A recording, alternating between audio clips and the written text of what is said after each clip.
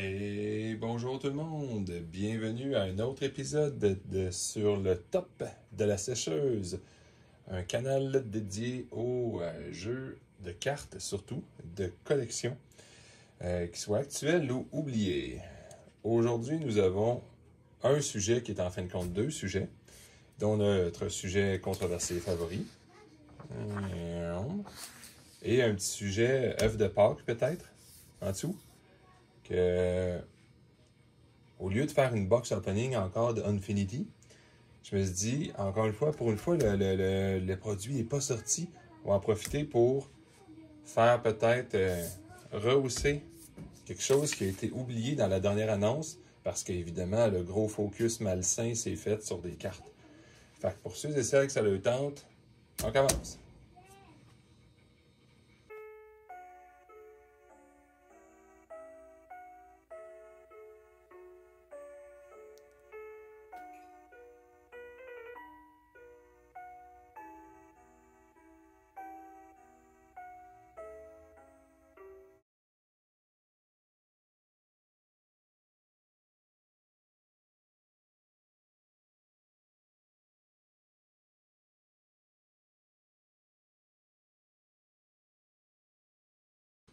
Rebonjour tout le monde. On va commencer tout de suite par le sujet de l'heure. On va tasser notre ami ici tantôt, avec la petite surprise,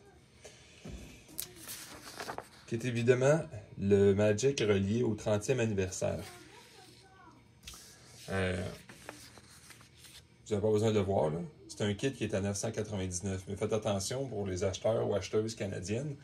Évidemment, en faisant le taux de change et la possible livraison, c'est quelque chose qui va coûter évidemment 1400$ en traduction directe.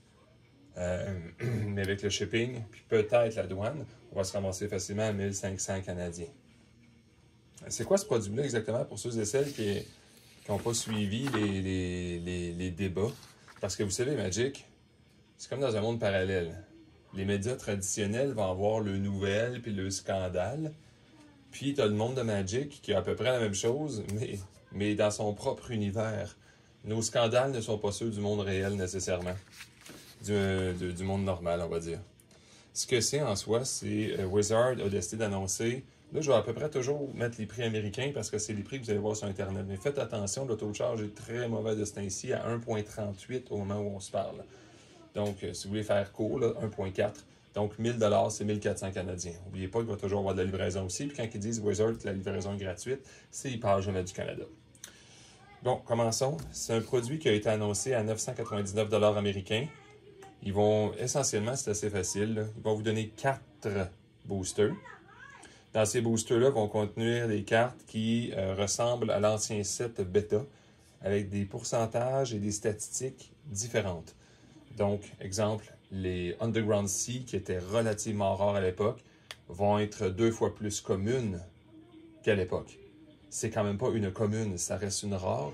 C'est juste que si en 3 boîtes, t'en pognais une, probablement maintenant que t'en pognerais 2. Mais est-ce que c'est les statistiques officielles? Je sais qu'il y a des générateurs sur certains sites web qui permettent de simuler les boîtes. Ouais, mais il n'y a rien légalement qui oblige Wizard à faire les statistiques exactes de ce qu'il avait fait à l'époque. Ce qui veut dire que les double land en étant 2 fois plus communes, ça ne veut pas dire grand-chose. Mais évidemment, les double land, quand tu payes 1000$ américains, là, la réalité, c'est que tu n'en veux pas vraiment. Là. Ce que tu veux, c'est des cartes qui valent exagérément cher. Genre cette affaire-là. Mais évidemment, cette affaire-là vient avec cette affaire-là. Le dos des cartes ne sera absolument pas légal. C'est un dos de collection. Comme à l'époque, le ICE puis le CE, donc le Collector's Edition puis le International Collector's Edition, la formulation de vente est différente, mais le résultat final est le même. C'est des cartes qu'on achète pour collectionner. Il n'y a plus l'histoire de TCG, là, Trading Card Game. Le G, on peut l'enlever, là, c'est Trading Card. Puis, mon opinion là-dessus, c'est pas compliqué. C'est des objets de collection. Vous trouvez que c'est trop cher, achetez-les pas. Vous voulez jouer avec, ben achetez-les pas. Tu peux pas jouer avec. Tu vas écœurer tes amis avec un Black Lotus, là, ils vont pas t'aimer nécessairement là, après ça. Là. Par contre, quelqu'un qui veut avoir de petites quantités d'objets. Parce qu'exemple, on s'entend, là, les gens travaillent. Là. Oui, il y a des jeunes qui jouent à ça, puis ça, je respecte. Mais les jeunes ne vont pas s'acheter des objets de collection à ce prix-là. Là, parce que, un, ça ne l'aidera même pas à gagner contre les amis. Puis deux, qu'est-ce qu'ils vont bien faire avec ça? Ils vont mettre dans le tiroir, puis ils vont les briser. Non, c'est des gens qui travaillent, puis qui ont des jobs, puis qui ont de l'argent de lousse qui vont acheter ces affaires-là. Si tu avais 3-4 000 à mettre, puis tu veux mettre de l'argent dans Magic là, pour une raison X, ben si tu achètes des draft box d'Infinity, c'est super beau, mais pour 4 000 $, tu vas être pogné avec une trentaine de boîtes. C'est gros, hein? Ceux qui ne le savent pas, c'est gros. Puis avec des déménagements, tu vas endommager les boîtes. Puis tu vas tout le temps te demander, mais qu'est-ce que je fous avec ça? Puis tu attends qu'ils montent. Bon, quelqu'un pourrait dire, ben, pour le même argent, je vais acheter deux petits paquets de même de 4, donc 8 boosters, 3 000 $, on va dire. Là. Au niveau physique, ben, ça va être 2 boîtes comme ça, qui se rangent très bien dans des coffrets de sécurité, dans un coffre-fort de maison. C'est le genre de choses qui vont être intéressant à garder à long terme, probablement. Mon opinion personnelle là-dessus, je parle toujours d'un... Là, on parle absolument pas d'investissement. Okay? Vous voulez investir, vous êtes vraiment mieux dans la banque, rencontrer quelqu'un, puis il va vous parler d'un vrai investissement, probablement. Là, on parle d'un loisir. Est-ce que quelqu'un devrait faire ça? Ben, moi, personnellement, c'est un no-go, parce que j'ai toujours aimé les cartes Magic, les cartes de Galactic Empire, Wyvern, Yu-Gi-Oh!, Pokémon et compagnie, parce qu'on peut les utiliser en même temps. Ça, c'est le gros plus. Dans le temps que je collectionnais les cartes de hockey, c'est bien le fun de les mettre dans le cartable, mais une fois que tu les as mis en ordre, puis que tu as un set, ben, à part le regarder puis montrer à tes amis que tu l'as, le fun s'arrête à peu près là. Tu peux pas jouer avec. Fait que il aurait été moins cher, j'en aurais pas voulu. À l'époque, je courais pas après du Collector's Edition parce que c'est du Collector's Edition. J'en ai présentement pour faire des comparatifs avec les fraudes, ça c'est super pratique, mais en termes de jouabilité, c'est non. Donc, c'est pas mon premier point au niveau achat. Je parle de personnel. Je suis pas juste un collectionneur, je suis un joueur. En termes de collection, en termes de joueurs et collectionneurs, c'est un no-go. On ne peut pas jouer avec. Ça l'élimine immédiatement ce produit-là. Ensuite, pour celles et ceux qui seraient seulement collectionneurs, est-ce que c'est bien? La statistique est intéressante à faire. Il faut faire attention. C'est toujours une question d'offre et demande. L'offre, elle va être où? Elle va être directement sur le site de Wizard. Je vais écrire online, mais on comprend. Là. Puis après ça, plus 1 par WPN. Chaque magasin s'en fait donner un. Faites attention, il va être gratuit. Hein? Plus 3 par WPN Premium. Bon, celles et ceux qui m'entendent parler, j'étais au Québec. Au Québec, il n'y en a pas beaucoup des WPN Premium. Je dis d'avance, félicitations à ceux qui se forcent. C'est un effort monumental de tenir une licence premium. N'importe qui chiale et qui dit « Ouais, Wizard. » Ouais, mais une fois que tu l'as, là, bravo, parce que c'est très difficile. Puis l'effort, ben, je suis content qu'il leur ait donné ça. Peu importe ce que les gens pensent de ce produit-là, quand tu fais un effort pour avoir une licence, puis là, je parle pas juste de Wizard, il y a d'autres compagnies, des fois, qui refusent de vendre des produits, à moins que tu aies des certifications quasiment intenables. Bravo à ceux-là. Mais qu'est-ce que ça veut dire au niveau de la demande et de l'offre? C'est des produits très spéciaux. Techniquement, la journée de sortie, il ne peut pas en manquer. Parce que Wizard Online va t'en donner autant que tu veux jusqu'à temps qu'il arrive à une limite X. Le problème, quand c'est Wizard directement qui font ça, comme les Secret Lair, on ne sait pas c'est quoi le X. Ça peut être n'importe quoi. Par contre, ce qu'on sait, c'est que c'est égal à la demande, au maximum. Au minimum, il pourra en manquer, par exemple. Si 100 000 personnes veulent en acheter, mais qu'ils disent qu'il y en a juste 50 000, bon, là, il va se ramasser un concept de manque. Donc, vous savez ce que ça va faire. Normalement, le prix pourrait être plus élevé. Mais si on exclut ça, disons que Wizard disent, nous autres, on veut faire un gros coup d'argent. Ils vont en faire pendant au moins une journée, pas une minute. Ils vont en faire probablement autant que les gens en veulent pendant une journée, excusez-moi. Ce qui veut dire que l'offre devrait égaliser la demande. Donc, à extrêmement court terme, avant même qu'il soit livré chez les gens, il ne devrait pas y avoir de sentiment de hausse de prix, étant donné que ceux qui en voulaient pouvaient l'acheter, point final, au prix affiché. Les WPN s'en font donner un. les premium 3. Qu'est-ce que ça veut dire? Est-ce que ça va influencer le marché? La réponse, non. Il n'y a pas tant de WPN puis de WPN premium que ça en Amérique du Nord. Donc, même si tous les magasins reçoivent exactement ce qui a été promis, on ne sait jamais ce qui peut arriver, s'ils se font promettre s'ils se font délivrer ce qui a été promis, ça va affecter légèrement l'offre. Donc, une offre légèrement supérieure à la demande automatiquement. Parce que ça, les gens n'ont pas demandé ça nécessairement. Les magasins se le font donner. Point final. Les magasins qui ont probablement du lousse au niveau financier vont probablement les offrir dans des tournois, avec des tournois peut-être à prix un peu élevé. Puis ceux peut-être qui arrivent un peu sur la fesse, ben il y aurait peut-être avantage à les vendre pour aller chercher un petit peu de capital et compagnie. Ce qui veut dire que ça va faire baisser. Bien, je pense pas que cette faible quantité-là va réellement affecter le marché, mais il faut quand même prendre en considération que c'est des produits de luxe. Les produits à 1500 $ pour une toute petite boîte, c'est pas tout le monde qui se paye ça. Donc, pour ce prix-là, pour ceux qui disent est-ce que c'est un bon achat pour quelqu'un qui collectionne, encore une fois, je spécifie, pas les joueurs, quelqu'un qui collectionne puis dit est-ce que dans 5 ans, je vais être capable de trader à, je sais pas moi, 5000$, ma petite boîte à 1500$. Ben, prenez en considération quand même que initialement, l'offre et la demande étaient égales, puis il y aura un surplus d'offres léger, très très léger, qui va peut-être faire que le prix ne grimpera pas tout de suite en partant. Ensuite, est-ce que ce produit-là fait du sens? Ça, c'est pas très important. N'importe qui a déjà vu le Neon Red dans Neon Dynasty, une carte absolument pas jouable que les gens n'utilisent pas, le Devouring Chaos, mais parce qu'il y a 4 griffes rouges dessus, la carte vaut mystérieusement à 2000 $ canadiens. Des Collector's Edition, anciennement, pendant combien d'années ça n'a rien valu? Rien de rien ça valait. Puis à un moment donné, soudainement, quelqu'un a l'idée de dire « Ben non, mais c'est vrai, ça vaut cher. » Ouais, mais ça, c'est correct, ça. J'ai vu passer récemment Black Lotus, Collector's Edition, à 6000 $.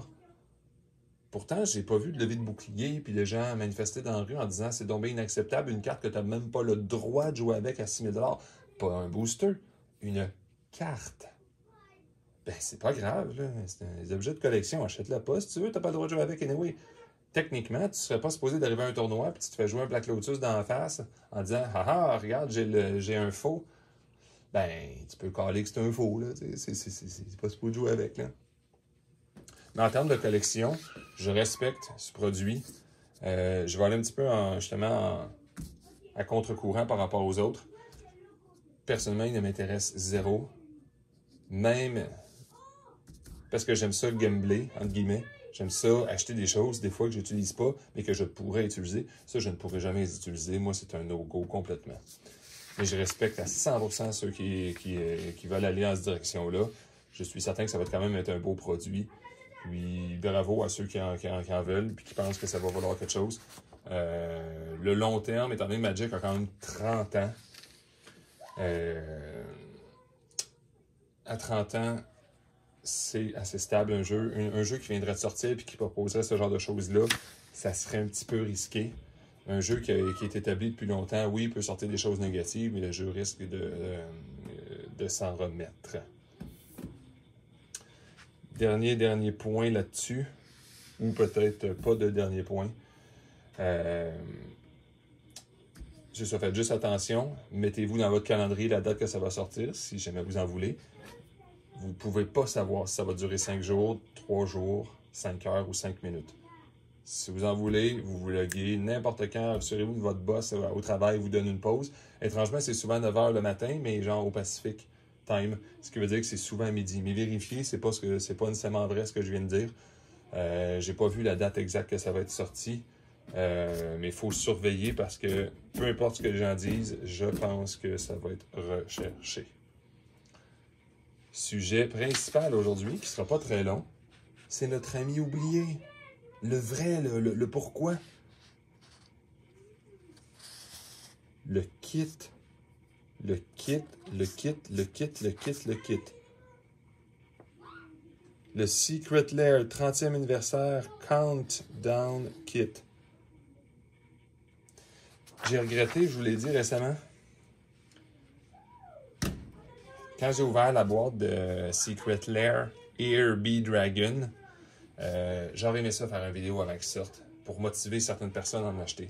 C'est un produit qui ne coûtait pas particulièrement cher et qui s'est ramassé à une très belle valeur à la sortie.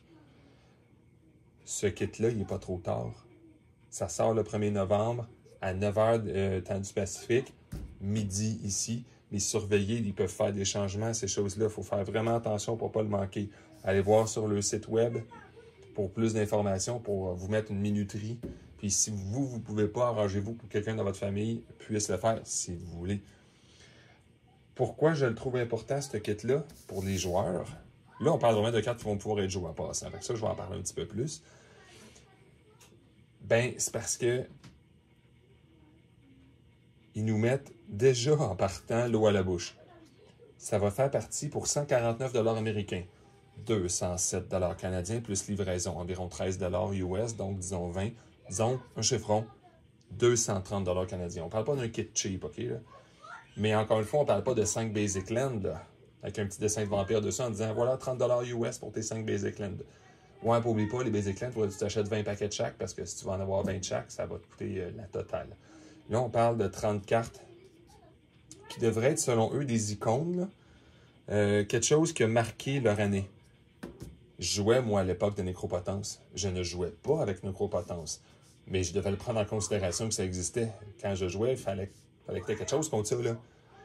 Je ne jouais plus vraiment à l'époque de Chrome Mox, mais j'avais acheté du Dark Steel Mirrodin. Je l'avais acheté. Mon ami avait pogné ça, d'ailleurs, le Chrome Mox. Ça, c'est les 3 premières cartes qui ont monté Shark Typhoon. Je ne sais pas à quel point ça a affecté le marché à l'époque. C'est peut-être juste pour rire. Là. Mais Shark Typhoon, Nécropotence, Chrome Mox, plus 27 autres cartes. Comment le kit va fonctionner? C'est pas compliqué. 30 cartes. La majorité, on ne les connaît pas pour l'instant. Et est-ce qu'ils vont toutes les marquer avant qu'ils sortent? Je ne sais pas. Ce qui compte, par exemple, c'est qu'il y a une loterie à l'intérieur assurée. C'est la loterie du 30%.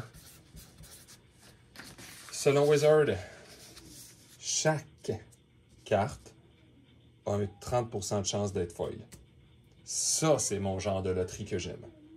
C'est-à-dire, tu les as les cartes. Il n'y a pas d'histoire de « j'aurais voulu celle-là, mais j'ai aucune chance de l'avoir parce qu'il y a une boîte sur 30 qui l'a ». Non, tu l'as. Tu voulais ton Chrome Mox parce que tu n'as jamais été capable de l'acheter parce que c'est 100 $, cette carte-là. Nécropotence, étant donné que je ne sais pas à quel point ça a des chances de revenir, mais tu sais, c'est des places qui jouent Legacy peut-être ou Vintage ont des chances d'aimer ça.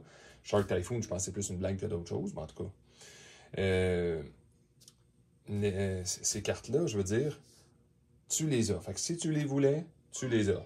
Par contre, après ça, le 30% de chance de traitement à foil, ça a l'air intéressant. Là, tu as un petit tuile à l'ouvrir en disant « Hey, il me semble, hey, moi, ce que je voulais, j'ai toujours voulu une Nécropotence foil. » Ben, voilà ta chance. Ou tu n'achètes pas, puis tu l'achètes séparément à quelqu'un qui n'a pas eu une, tu sais. Mais peut-être à 30% de chance, s'attendre à un vrai prix premium. Parce que celles de ceux qui ont vu les Secret Lair récemment, des fois, les kits foil, le foil sort bizarre au niveau qualité, fait que ça, c'est très étrange. Mais quand il sort bien, le prix, tu n'es pas toujours garanti d'avoir un meilleur prix pour... Pourquoi? Ben parce que les gens peuvent l'acheter. Tu veux ce petit vampire-là foil? Pas de trouble, ben achète les foils. Ah, OK. Donc, c'est pas rare, finalement. Ah, ben oui, c'est un petit peu plus rare. Il coûte 10 $ américains de plus. Il coûte 39 au lieu de 29. Ouais. C'est ce qui fait que peut-être dans certains cas, les Secret Lair foil sont pas nécessairement rares. Les gens, j'ai acheté récemment un lot, justement, que vous avez vu, le lot pété de tout. C'était juste du foil puis du etch.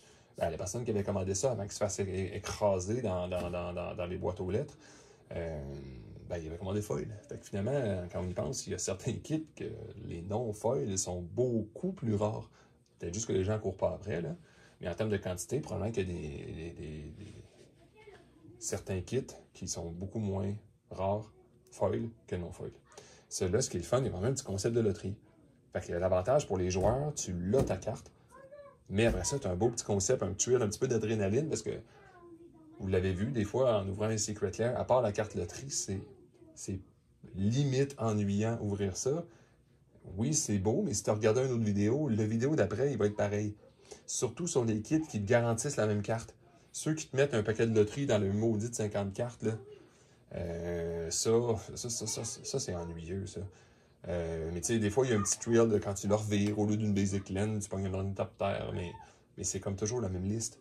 À l'inverse, ceux qui donnent une bonne carte en dessous, comme le kit des démons, puis avec le Liliana en dessous, elle vaut cher. Jusqu'à temps, tu te rends compte que c'est toujours la même. Et rendu là, tu peux laisser le kit scellé en faisant une vidéo, en parlant du kit scellé, puis en pointant sur des photos. Ou tu fais runner une autre vidéo de quelqu'un d'autre qui l'ouvre pendant que toi, tu laisses ton kit scellé. Mais celui-là, c'est ça, il y a vraiment un thrill de les gens qui vont l'ouvrir, là. Est-ce qu'ils vont pogner leur Chrome Mox foil? Parce que, tu sais, le Chrome Mox, c'est beau cher, là, mais tu sais, tu checkeras le prix des foils, c'est assez impressionnant. À l'époque, il n'en donnait pas beaucoup, là.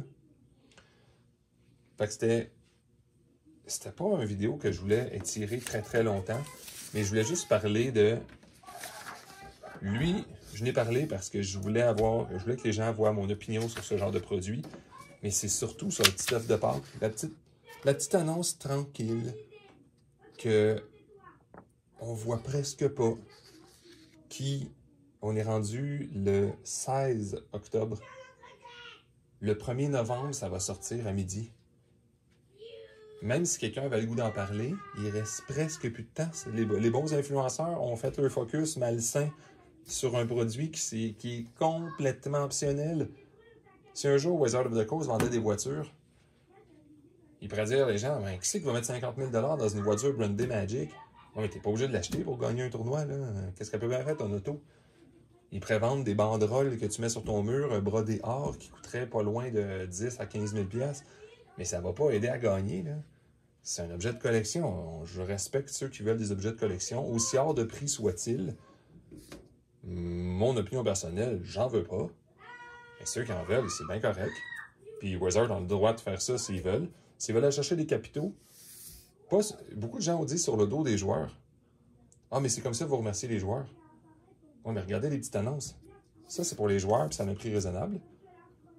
Puis ça, c'est pour n'importe qui d'autre que les joueurs. Ceux qui veulent un petit peu spéculer avec de l'argent le fun.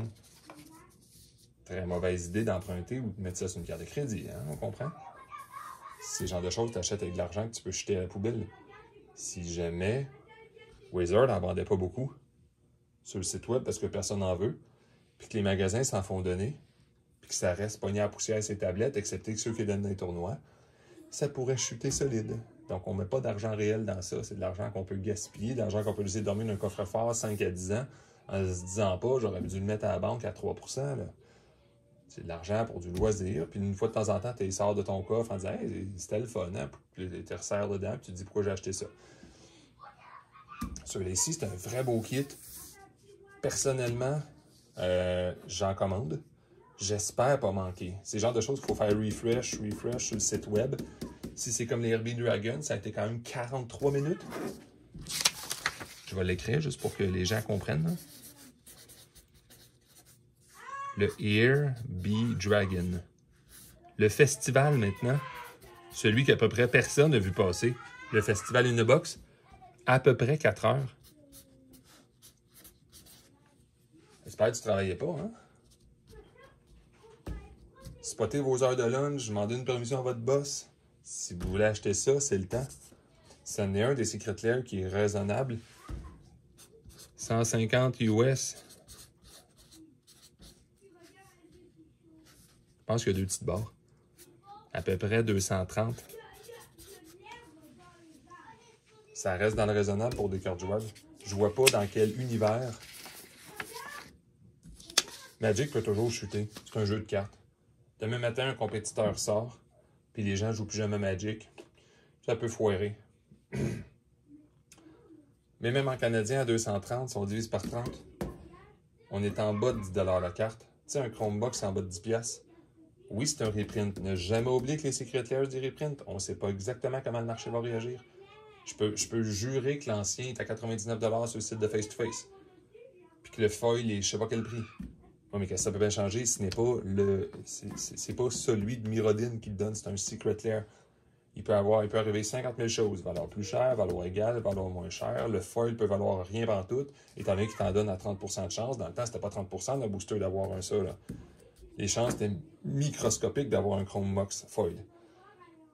On ne sait pas comment le marché réagit. Mais j'aurais de la difficulté à comprendre que quelqu'un vendrait son Chrome Mox Foil après avoir acheté ça en bas de 10$. Ben sinon, de toute façon, vous savez, pour les achats de cartes, vous voulez faire une transaction sécurisée ou en main propre si vous êtes dans le coin de l'Estrie, peut-être dans le sud ou à l'est de Montréal. Docteur Jean Bonius à iCloud.com, c'est drjeanbonius à iCloud.com. Vous regardez dans la description de toute façon. Contactez-moi, on pourra faire échange ou achat. On pourra regarder ça. Surtout de ce temps-ci, je suis en mode achat Secret Lair. Ça, j'aime bien ça. Fait que je vais souhaiter à tout le monde une super belle journée. N'hésitez pas à me contacter si jamais vous avez d'autres questions par rapport à ça. J'ai pas de contact spécial chez Wizard. J'ai juste lu un site web, on s'entend. Le site web peut très bien changer. Je vous suggère d'aller voir les nouvelles dans les archives de Wizard. Ils mettent toujours tout ce qui s'est passé. N'importe quoi que vous avez manqué, vous allez avoir toutes les informations pour l'évolution des nouvelles. Ça vaut vraiment la peine, surtout si vous êtes intéressé dans ce produit-là. Encore une fois, passez une super belle journée. Bonne nuit peut-être, bonne soirée. À la prochaine.